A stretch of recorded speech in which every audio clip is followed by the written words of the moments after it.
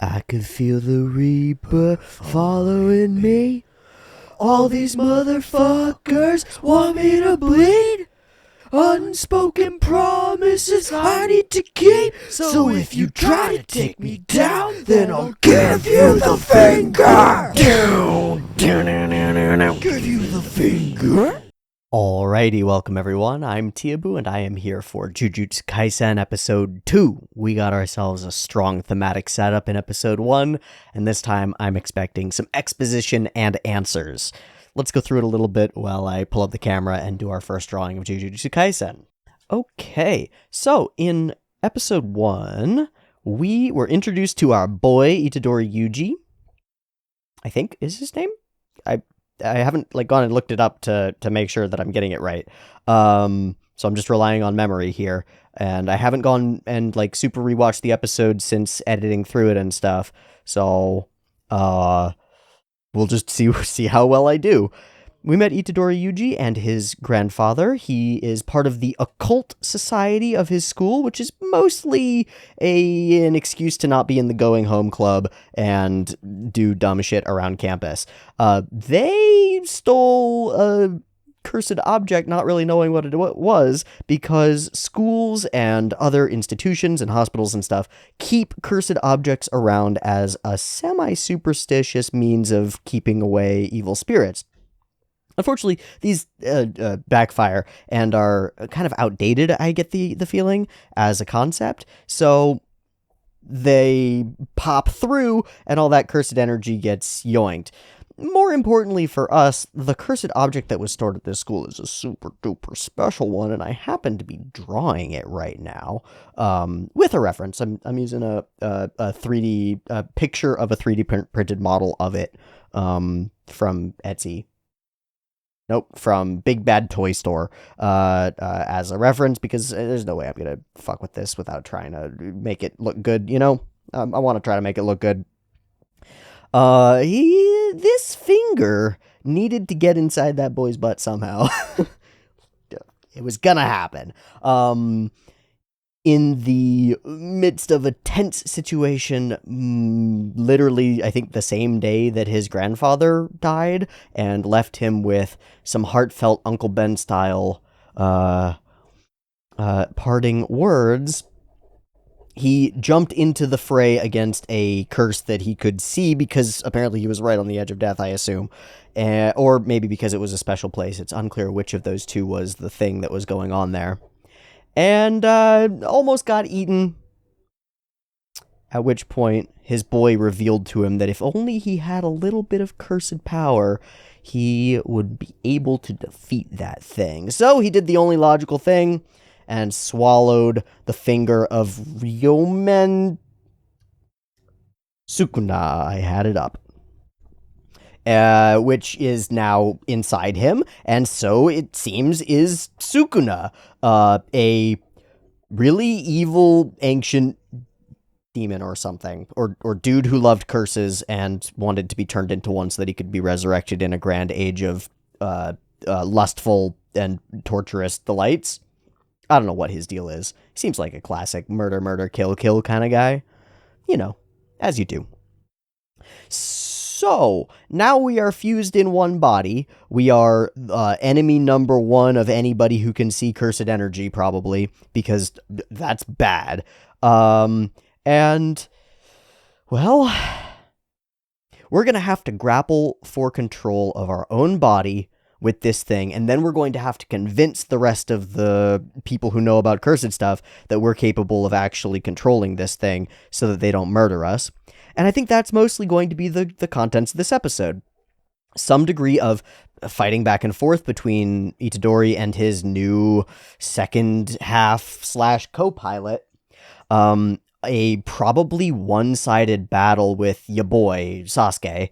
Sorry, I will learn his name soon. A probably one-sided battle on that front. And then somehow a call for help that will lead to Mr. Blindfold showing up and probably kicking our ass with some cool magic that we just don't know about yet. Leading us full circle to our starting point in that room surrounded by hieroglyphic seal script stuff, being told that we're gonna get executed and probably given some kind of other option, which we're gonna have to take, because, death or become a student at our cool mage academy where you can learn how to fight curses and stuff, and we'll keep an eye on you and kill you if anything goes wrong. Seems like the sort of classic way for this to go. I know it's very Chainsaw Man-y. I know it seems very Chainsaw Man-y, but this is the classic way for it to go. I don't have a problem with it going that way. I think it makes a lot of sense. It gives us a lot of internal tension between characters. It gives us like an immediate setup for power dynamics between our character, who is new to this whole world, and all the other people that he's going to meet who know much more than he does and are also maybe compelled to maybe try to kill him because he's a bad monster thing. Seems like a good start. I'm pleased, and I'm excited to see how we build from here. I want to know what Blindfold Guy's whole deal is. I want to find out more about our characters. I want to end this episode moving toward you as a character are going to be part of something, right? At present, we've had this total twist to your whole life. Everything is shattered and nothing is going to be the same again.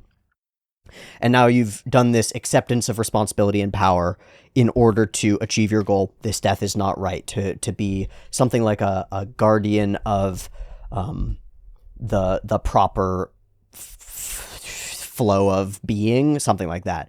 A guardian against the improper alteration of fate, something like that. Now you're alone on the outs with your past self and all of the normal human world, and on the outs with the cursed world. So we got to find a place for you. And I want to be heading in that direction by the end of this episode. Sound good? Fingies! A quick note about the intro thing, because I had a lot of fun doing it. I've spent the last week listening to Slipknot, Korn, My Chemical Romance, Disturbed, what else?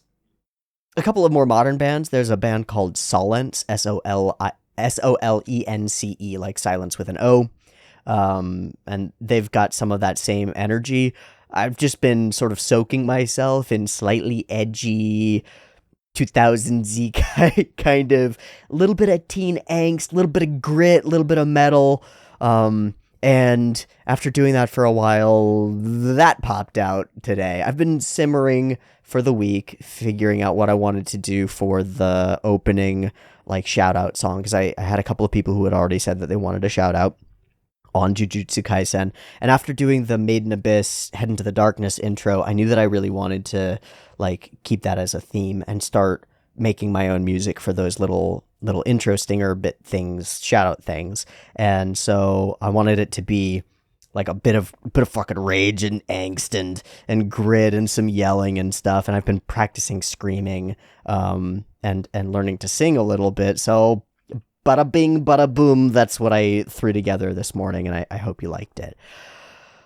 I had another one that I might end up making as a second version or another version at some point or something, because I had two ideas. The one was what you ended up getting, which was "Give him the finger," and the other one was centering the song around his primary line, "This death is not right," because that's got some serious, like, you're gonna come and take something important from me? No, I'm gonna stand against you and say, this death is not right! You know, that kind of thing. I don't know. It's still percolating in the back of my brain space, and maybe it'll come together as I watch more of the show and listen to more dumb metal. Anyway, thanks for joining me so much. Thanks so much for joining me for this second episode of Jujutsu Kaisen. I know that the response has been kind of all over the place for the first episode. Lots of people are very unhappy about it and very willing to make that known. I don't care. I'm having fun so far, and I think that ride will continue. So give them the finger. And let's enjoy a cool anime because it's cool. Cool. Patreon early access as always, 2 versions, picture-in-picture in the description, timer on YouTube, beep beep timer to count us down. Let's get into episode 2 of Jujutsu Kaisen. for myself.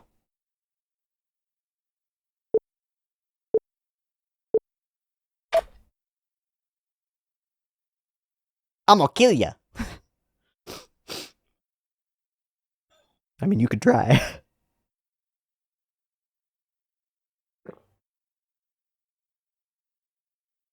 Oh, it all just fades away. Well, luckily we have a visual representation of which one is speaking. Oh, is he just here? He's just here. Hi. Uh-huh. Yeah. Fucking asshole. So I had to go looking. He's so casual and like high voiced here.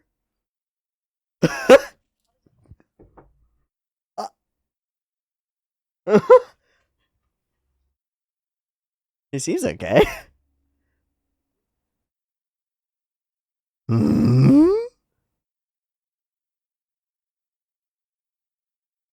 Smell, huh? No, I feel fucking shredded. Okay, so this is not an unknown thing.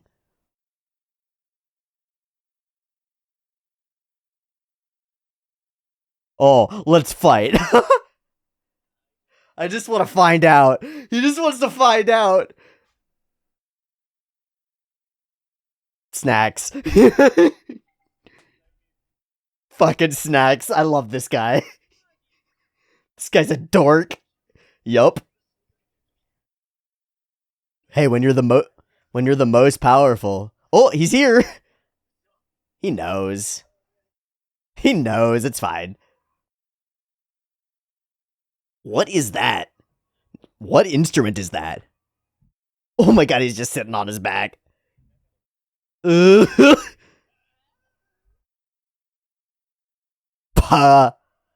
So here's crazy magic. Just totally kick your ass. Lots of rotation. Wow, lots of fun.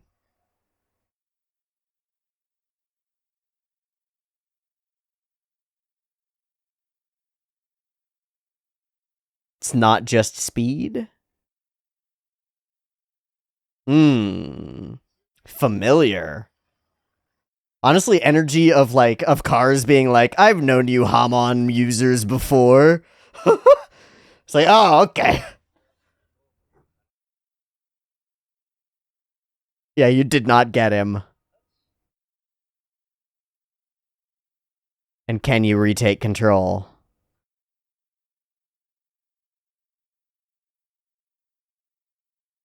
That's a really good question that I didn't bring up at all. He is special from the outset, and we don't know what the fuck is up with that. And he's totally wiped. That's pretty cool. What?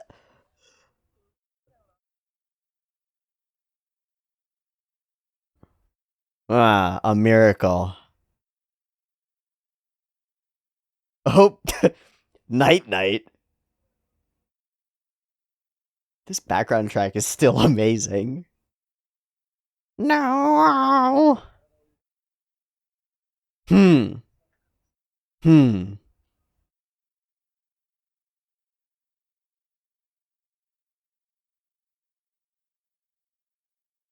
Hmm.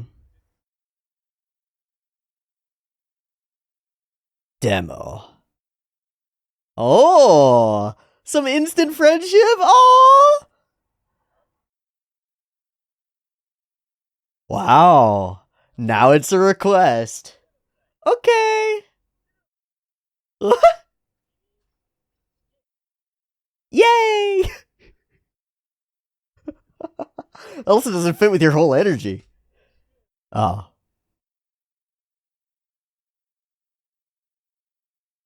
So it's suspended indefinitely as long as you work with us? You got more of them? Snacks! There are well, fingers and toes, right? Oh. Never mind. they saw that coming.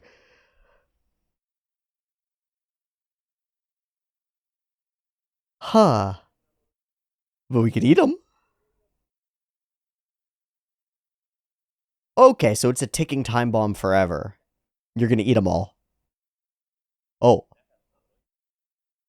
Oh. So we just need other people to eat them. Then we can kill them and then slowly get rid of them all. That's a cool visual for the elders. Mmm.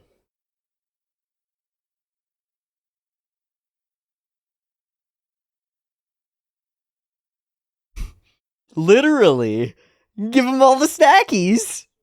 And see if he can handle it. And if he ever stops handling it, we got big boy to come kill ya. And a full mission. Or maybe a right death, eh? Oh, that's so rad! That fulfills so many pieces. Continuous power leveling, right? With an end game, right? And end game really is you fighting against yourself, because every time you invest more of Sukuna in you, it's gonna get harder, right? To control him? He's gonna be more him. And then it sets up Gojo? As in between, likable, right? But still an enforcer, but not actually of the will of the higher up. Ah, it's so much. I'm gonna take this opportunity to redo this.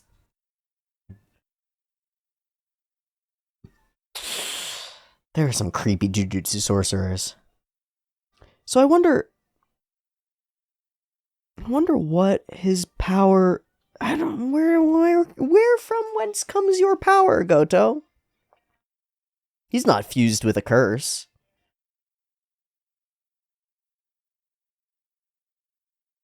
And then the Shiki doggies.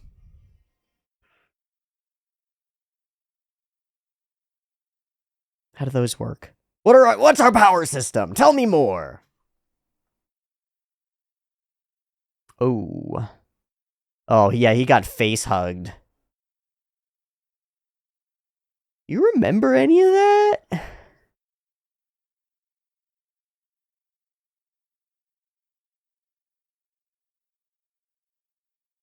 He got sort of face hugged.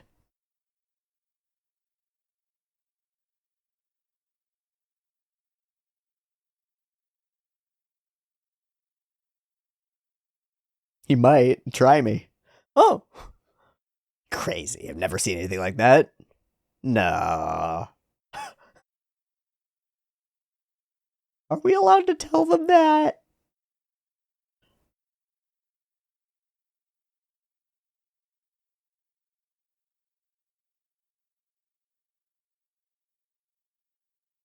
This is bigger than you. Oh, and it's my fault. The type to shoulder burdens, eh?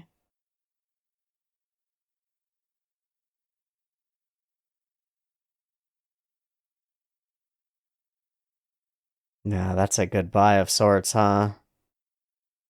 More permanent than she can know, but she feels it. Incinerator? Yeah. Oh, wow.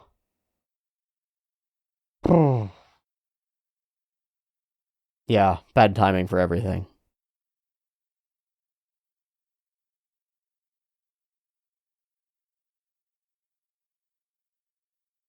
Mm-hmm.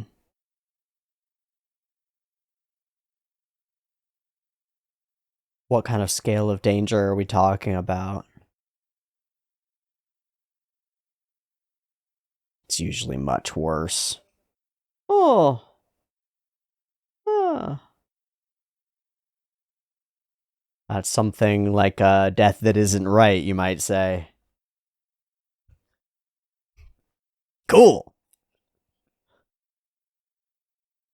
Cool. That's a very good line. Choose your hell, choose your suffering. Do it for them. Wow. You don't see that often. You really don't see that often.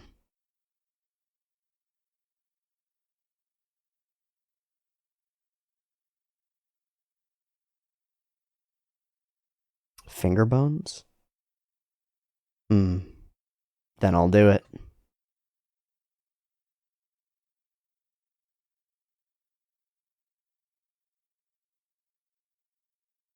Ow.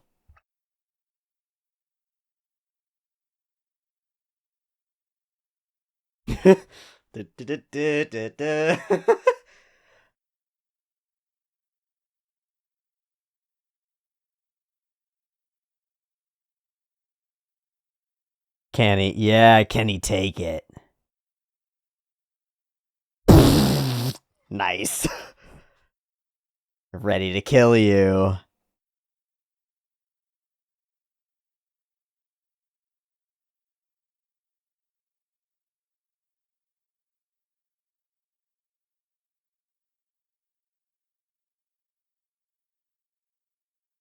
He's got it. He's the real deal. Yeah, he's a special. What is his special? Who was your grandpa? No, it's very right.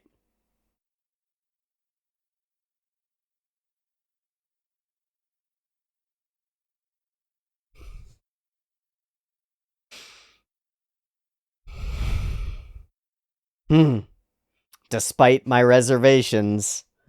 Aww. Huh.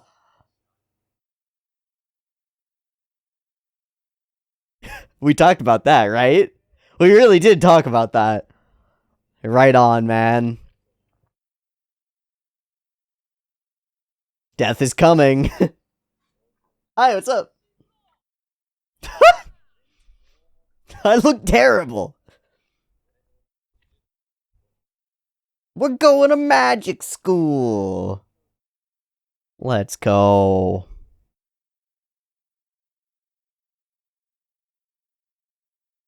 The girl? It's gotta be.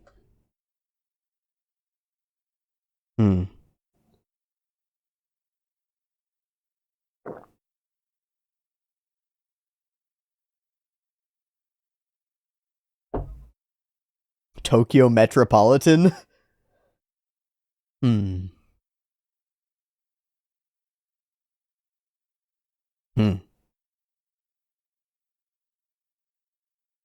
Home!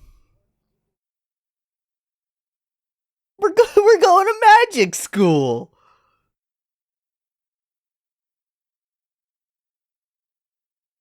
Sweet.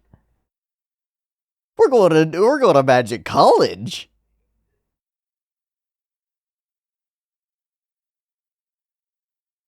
Oh, what's the principal like? Kibattane.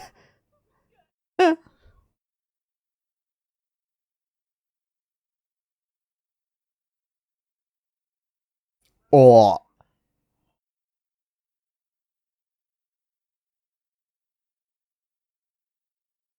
Like a speaking conscience? Straight through your hand.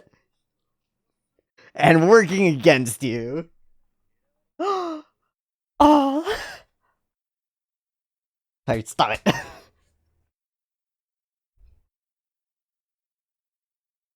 Cool.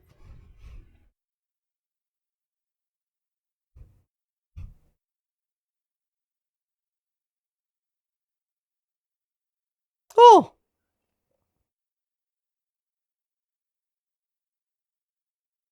Traversing the ages. Truly sending himself through time just to fuck around.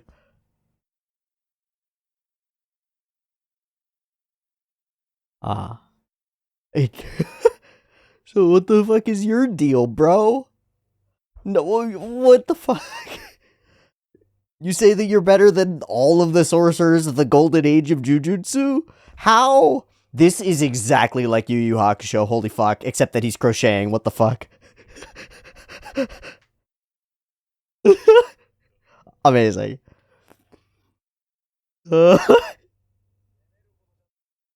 Former Yakuza type doing cute stuff is amazing. I bet they're like super murderous and he can infuse them with energy or something.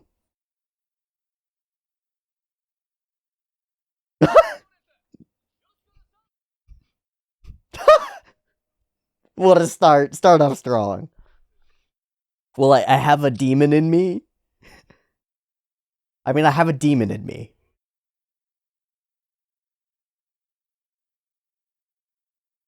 Die.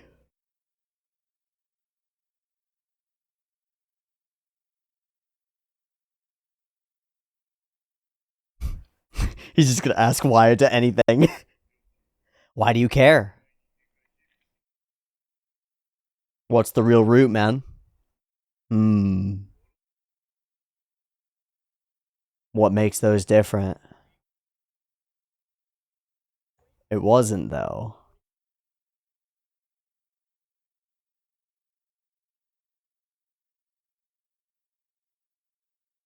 Wow, he's really gonna challenge your root.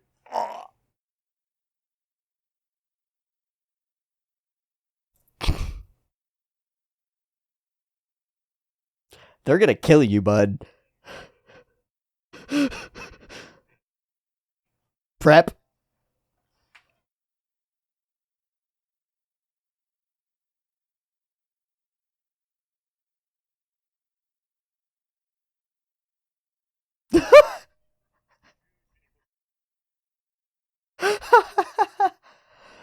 What do you got?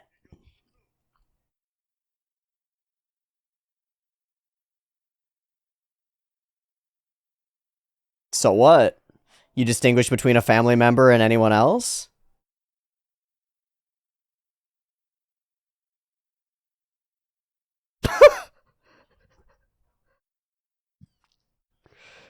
Getting Five Nights at Freddy'd by a fucking doll.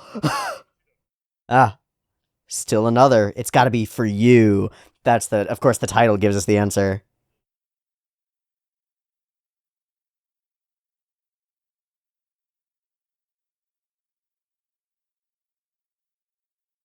Are you gonna go after Big Man? That's probably a bad idea. Hmm.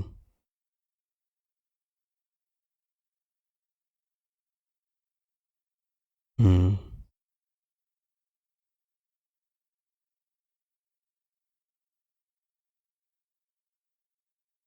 At least that would be for yourself.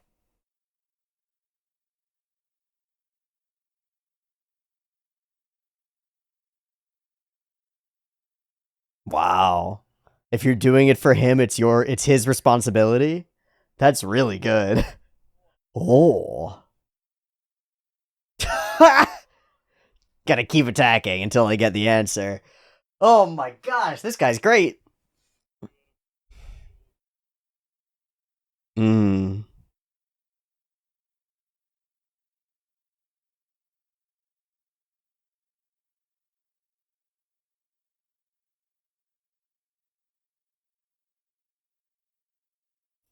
Huh.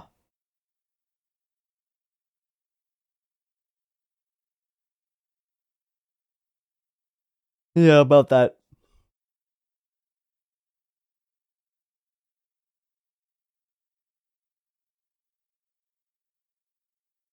And truly, that is our setup.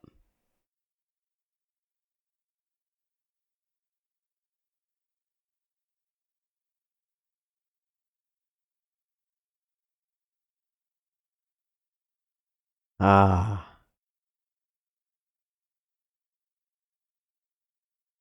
Ah. It'll always be looming there. Wow.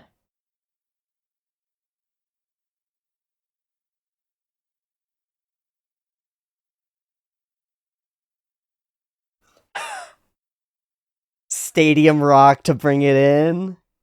Damn. He's in. We're in, baby. Accepted. Nice. Still gonna kick your ass.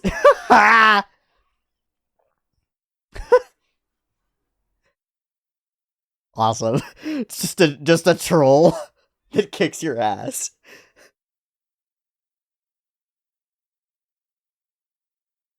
No Narnia. Hmm. Jennifer Lawrence types.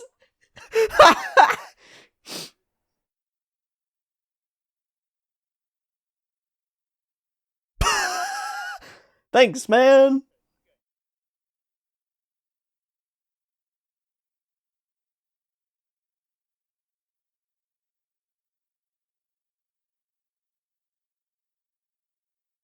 And all the Fujoshi start sweating. Oh, they're in the same room. Making them much more powerful, are you sure?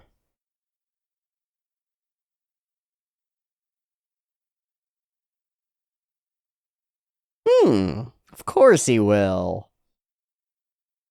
Thanks, buddy.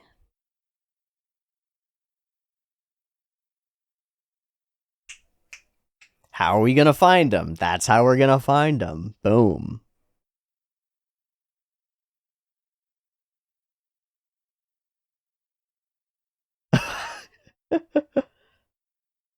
Why do you have to be here?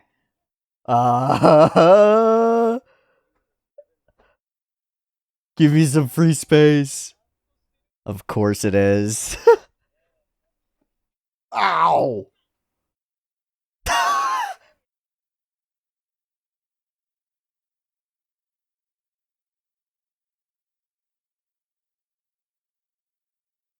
Quick tease.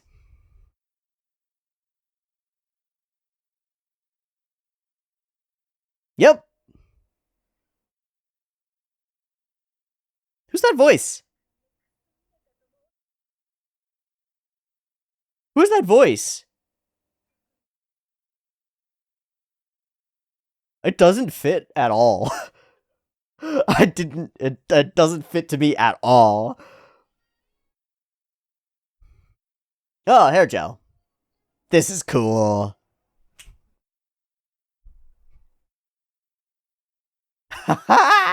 That's super fun.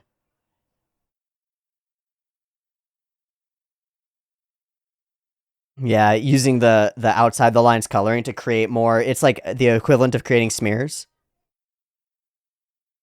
You can keep everything moving in more interesting ways. It's rad. It's a great stylistic choice for the hip hop.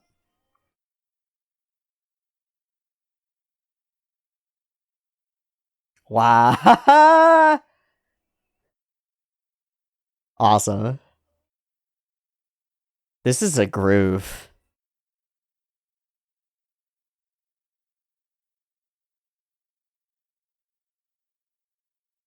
That's great. Oh, that's great.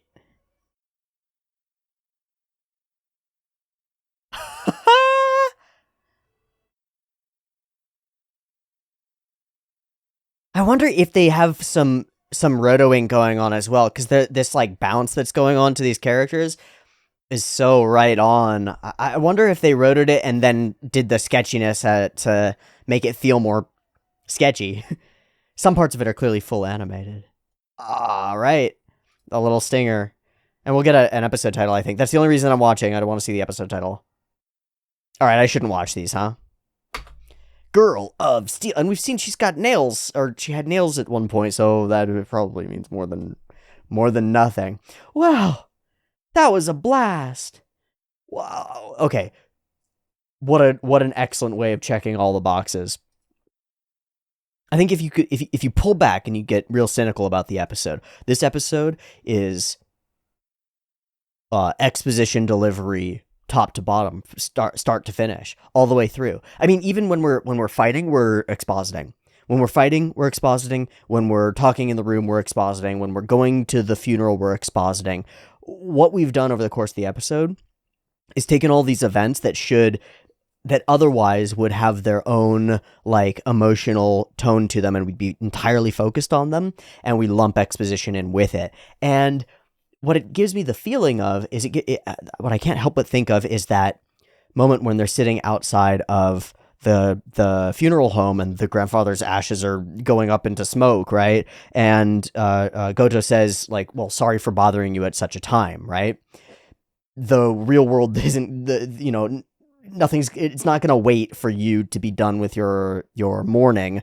There's shit going on, and that's how the episode kind of feels. It's like, yeah, there's this scene going on that's happening, but we got to talk. And yeah, there's this other thing that's happening, but we still got to talk. We got to get through this information. And somehow it manages to fold together without triggering my sense of like, oh, this is just shoe-in exposition. There's always so much interesting stuff going on, and I'm always having so much fun with the characters and the way that we're revealing bits and pieces of the characters, especially Goto. He's just lively and delightful all the way through. Ends up being really enthralling to just watch him goof off a little bit and then be entirely competent and confident on the other side. So there's always something going on. Every fight as it's going is a discussion as well. Every scene that we have that's an emotional moment is counterpointed by a discussion as well. So it's like I can see it in manga format as the text bubbles are happening, and we've got these emotional visual sequences happening. We've got this more like hardline, drier text happening, and they offset each other, so you don't feel dried out by the dry text and the exposition that's happening and the info dump that you're really getting. Because my god, we got an info dump over the course of this episode, right? I had some questions going in. I was like, okay, where does powers come from? What the fuck is going on with Sukuna? Everything is laid out for us. Okay, where are we going from here? Jujutsu Tech. What is that like? We saw it. We looked at it. We saw the principal. We know one dude who goes there. We got a whole explanation of it while we were walking there and walking through the parts of it. That's where we're going. It's going to be our home base for a while, and that sets us up for a bunch of tropes that we can bring in, because we know that this is a high school in an anime, right? This is magic school in anime. We've been here before, right? Okay. What's the deal with Ryoma and Sukuna? He's the craziest demon of all time. He's a time-traveling demon who sent relics of himself through reality so that he could reappear at different times and places just to fuck up the world again, because he's that badass. Defeated all of the sorcerers, gives us a bunch of backstory on what sorcery really is and all that shit, even though we don't actually know the mysticism of it or how it's supposed to work or any of the actual mechanics. Doesn't matter at this point. We still have this huge swath of history that's sort of explained to us in as much detail as we need it to be. Character introduction for Goto. Execution, the option is granted to us, and it's done resonantly so that the grandfather's death is right there in the background as we're discussing it and thinking it through. And because we line up those discussions and exposition and explanations with those emotional sequences, they tie together, and we keep this feeling like the mission that's being presented to you is intricately related to the existing motivation that he holds within himself. You know what I mean? Holy shit. So then there's the setup, the execution, and we'll delay the execution until you've consumed all of the fingers, a nigh impossible task that we will attempt to accomplish that ties in a whole bunch of other significant issues.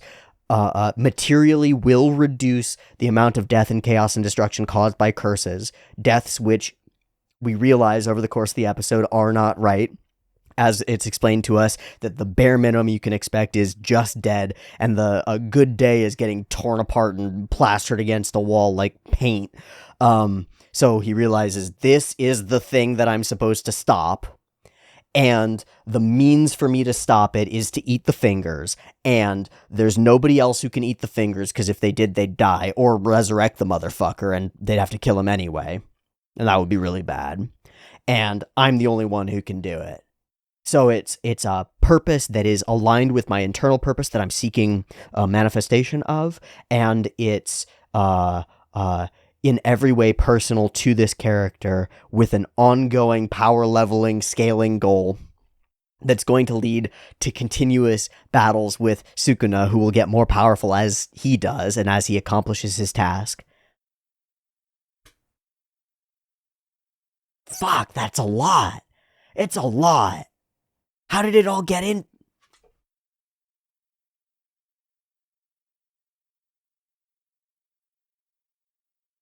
How did it all get into the episode without two characters sitting across a table from each other and just going, all right, I'm going to tell you everything that's going on in Jujutsu Kaisen. This is the story and blah, blah, blah. I feel like if somebody tried to give me a synopsis of the main plot points of Jujutsu Kaisen, it would take longer than this episode and have no cool visual content to it.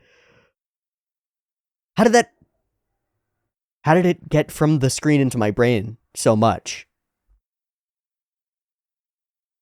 This is an aspect that I think is worth noting. When an episode of a show goes by faster than you can imagine, it's like, wait, where did it go? That's usually an indicator that something's going on the production front that's sucked you in, that's pulled you from scene to scene in a way that that makes you, that prevents you from realizing that the time is passing. This is a little bit different. I didn't feel like this episode was super short or anything, but as I'm looking back on it, it feels like 3 times the episode's content were smashed into it, and I didn't feel like it was being rushed over the course of the episode at all. Did you feel like this episode was rushed? Let me know in the comments if you thought it was ill-paced in some way or something like that. I definitely got the feeling like a bunch of stuff is being revealed, right? A couple of times during the episode, I was like, oh, we're doing that, and oh, check that box as well, and oh, okay, we're going there now. And it moves fast. Like, this is a rapid introduction to a bunch of sweeping things about the story. But it snuck into me. I didn't catch that when it was happening. I didn't realize that was happening when it was happening. Only now that I'm looking back do I realize how much we covered. Whoa, that's pretty cool. Okay, let's go through it. Exercise you as a curse, and his tattoos fade away. Your boy shows up, and his name is Gojo. I've been saying Goto this whole time. Fuck me. I'm sorry. Gojo. And his first act is to take pictures of a student being bloodied and make fun of him. An immediate strong introduction to this character. And we start off with a strong introduction too. Hello, sir. I ate it. Oops. And he's immediately interested. He gets up real close, and the Fujoshi starts sweating. And preps up for a 10-second battle while talking about how much he loves mochi. And the battle begins, and he's absolutely, totally nonplussed by it. Look, we get some flair here. I think it really settles when he says, I'm going to show off a little bit, and we get into this big spinning sequence. So we do a full standing rotation, back our characters up against each other, and then it's a zip pow. Where'd he go? So how did we do our zip pow exactly? This is what I want to know here.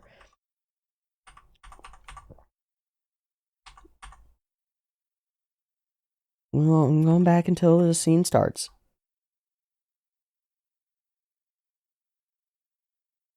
Okay. Bam. Boom. Big smeary pull out. And we do it's a fast whoop, right? 1, 2, 3, and we're locked in. And we begin the turn at 3. 1, 2. 1, 2. 1. Oh. Wait, what? 1. Camera move. 1. And he zips away. 1. Confused. 1. Uncertain. 1. 1. Camera move. 1. 1. And he's suddenly there. And 1.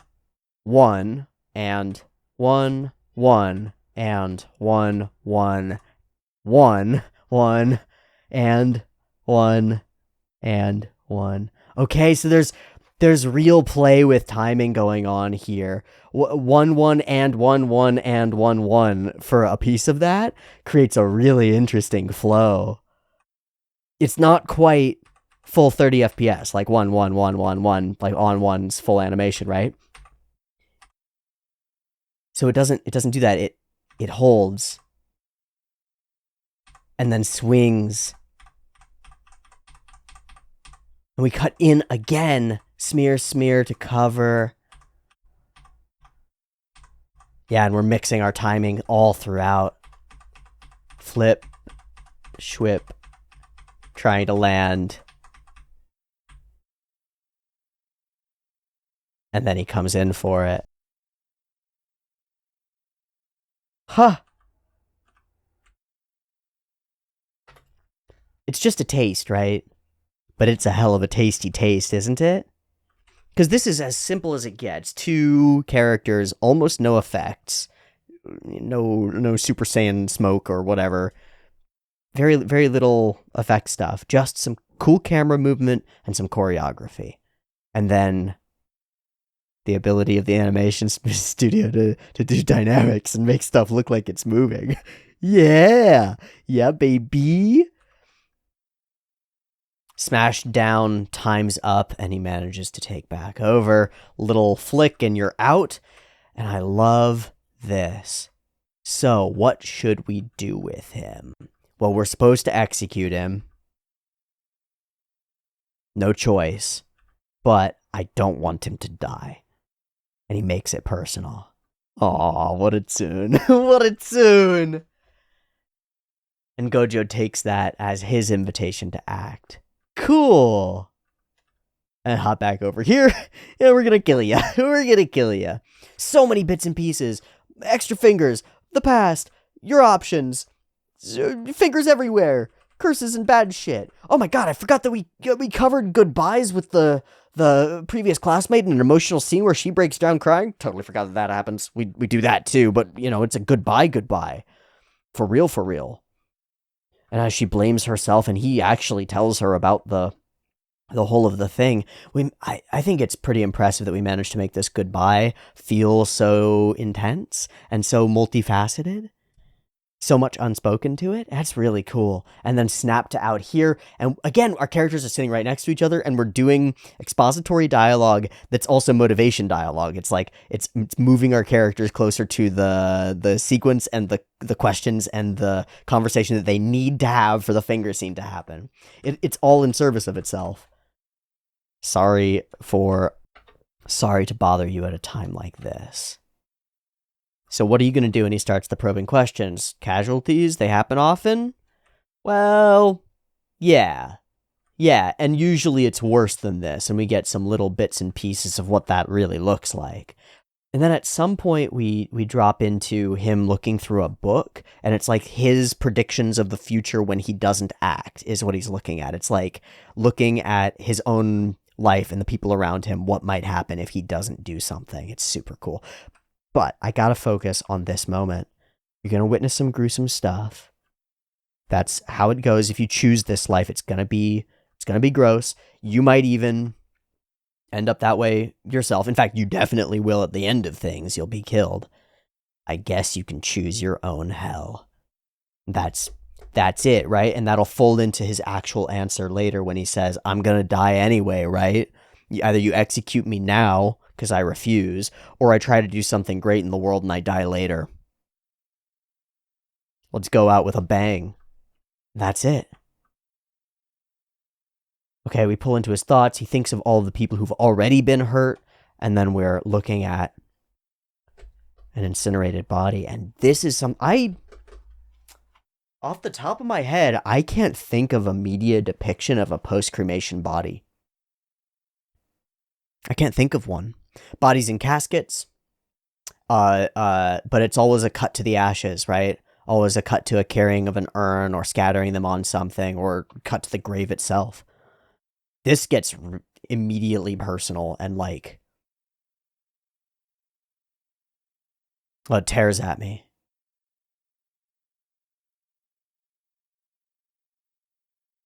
What we are reduced to, the finality of it and the fickleness of life itself, how quickly it can be gone.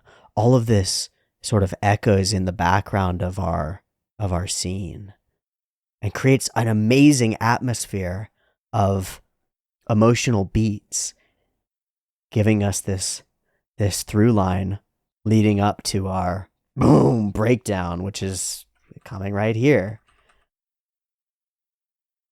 So we see his remains and we hear the voice.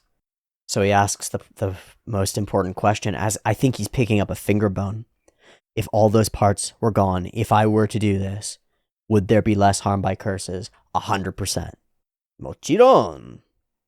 So at the same time that he seals the ashes, puts a lid on it, right? Saying goodbye, putting that away. Yes, I'll move into the future. I'll do it. Give me the finger. Chomp. And it looks awesome. It looks awesome when he chomps it. It starts laughing, and you sort of think that it might be Sukuna for a minute, and it's not. An aptitude like this in 1,000 years. And he says, I think you've, I take it this means you've steeled your resolve. And he says, nah, I ain't ready for this. But I have to, is kind of the idea. I can't just do nothing. This last request of yours is going to be a pain in the ass. And we're about to go and shit on this idea. We're about to go and shit all over it. Which is fascinating. It's fascinating. I think it's great. We've got our core motivational setup is an Uncle Ben for another person because they said it's the right thing to do. And our character does his initial acceptance of his fate with that entirely in his mind. And his first obstacle, his first challenge is to throw that away and find something deeper. I think it's pretty cool. And the way that we frame it and the argument that's present in it, I think is really excellent and something that has actually might actually impact me. It's one of those revelations that's actually kind of useful, you know? Okay. Here we are. Here we go. He's there. We're here. This is what this place is. It's gorgeous. It looks great. Screw it up and he'll reject you. Also, you've got a talking mouth that can pop out of your face and start talking sometimes, and does so when upset. You're not the boss. Any hierarchy that isn't based on strength is boring. Boring. And he tells us all about him. Amazing. And if we were to fight, it might be a little much. Come on, man. What's your deal? Where do you get your powers from? I love the setup. The contrast of this character with the little dolls and then his actual attitude is fantastic. And the thing dancing around just trolling you and shoving its butt in your face and then beating the shit out of you is wonderful. It's wonderful. I think it's great. Okay. Why do you want to do this? Well, I'm going to collect the fingers. Can't just leave them all out there. People you don't know die for all sorts of reasons all the time. Why is it that cursed reasons are somehow your responsibility? People die in car crashes. People kill themselves. Why don't you choose one of those? Make that your responsibility, right? You want to find a mission in life? Opioids. Have fun, right? There you go. Fentanyl. Have fun, right? HIV, the spread of preventable diseases. There you go. How about malaria? There you go. Crime, whatever. Go campaign for something. Why fight curses? This is too hard for you, kid. Right? You've decided to single this mission out, and there's no reason for you to do so. You're not aligned with this. You're not associated with it. You're not like Chainsaw Man Aki, where this is your whole everything and your revenge plot. You're just a punk kid. So you're telling me you can't overlook it when it's caused by a curse? And so he falls back on his previous motivation. Well, it was someone's dying wish. And first off, no, it wasn't. Not really. He didn't say, go save a bunch of people from curses. He said, even if you can only save one person, try to save that one person. And you can take that in any interpretation that you want. I would argue that your boy Itadori is a little bit liberal with interpreting his grandfather's words in order to fit his own motivations. They're perfectly aligned, right? You can do it, but to say, I'm going to become a curse fighting, self-sacrificing person in order to fulfill my grandfather's wish kind of misses your grandfather's wish, right? Don't end up alone like me, etc. There's a bunch that you could latch onto in his grandfather's last wish and go in some other direction for it, right? Instead, he chooses to become a curse-fighting monster. Why not a policeman, right? So you'll do it because someone else told you to? I just want to help people. You'll fight curses because someone else told you to. And the attitude here is something like, just how easy do you fucking think this is? Who do you think we are? We're all people who chose this shit. You're gonna do it because Grandpa said you should? No. Pretty great. Denied. And then, of course, the real challenge. Time to fight. And it's fucking awesome. I fucking love it. Yo, hi.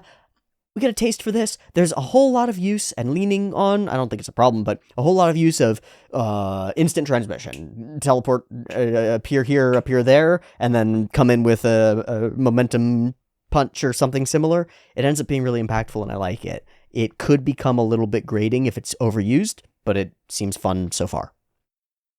The fighting is cool. I'll keep attacking until I get an acceptable answer. It was a family member's last request. Yeah, I know. So he beats the shit out of him. Family member is still someone else. That doesn't make it different. But the line after that is more important. A Jujutsu sorcerer is constantly facing death, and not just your own, the deaths of people around you. You'll have to fight while people are dying. You do it because someone else told you. That's not it. If you were doing it for yourself, I might believe you. And then he hits him with the big question. So when you die, that'll be your grandfather's fault? If the reason you're doing this is for somebody else, then it's their responsibility that you're doing it. And to some degree, they are to blame for what happens to you in the course of your actions.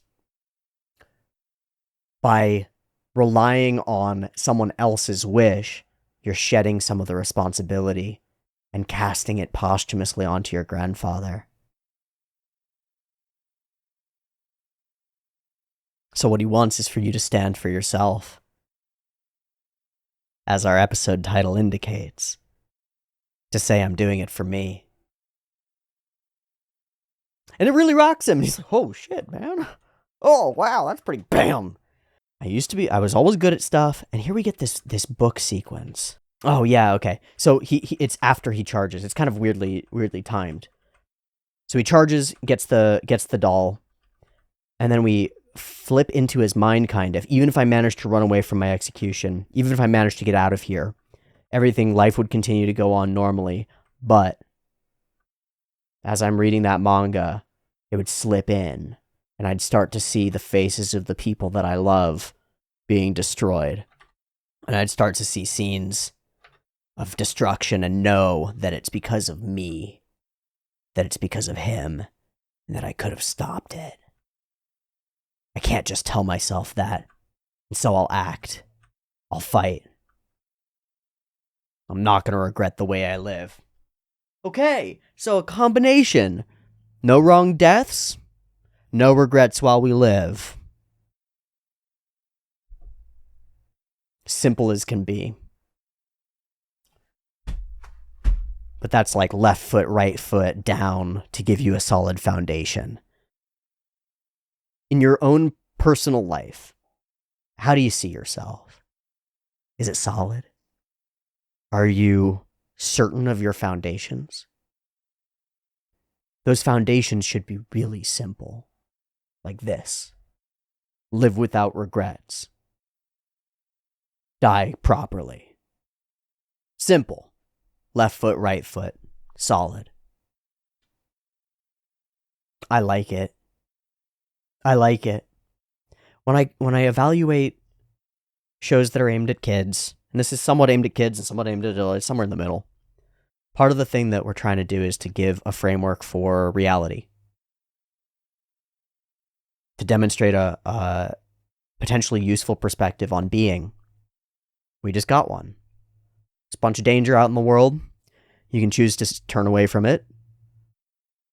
To not shoot, to ignore it and to pretend that it's not a part of your responsibility and that you couldn't do anything about it. But you can.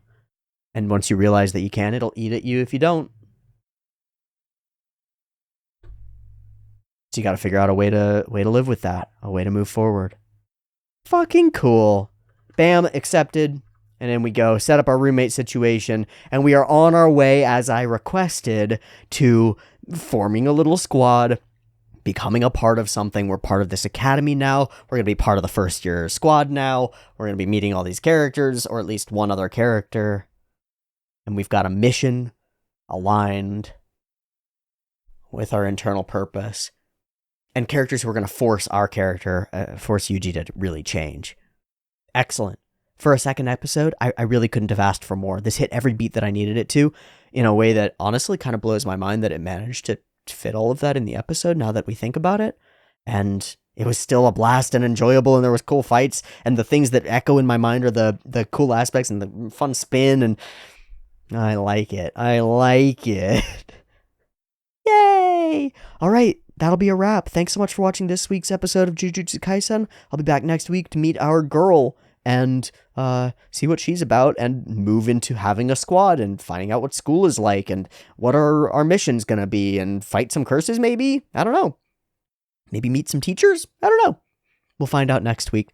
See you there. Peace.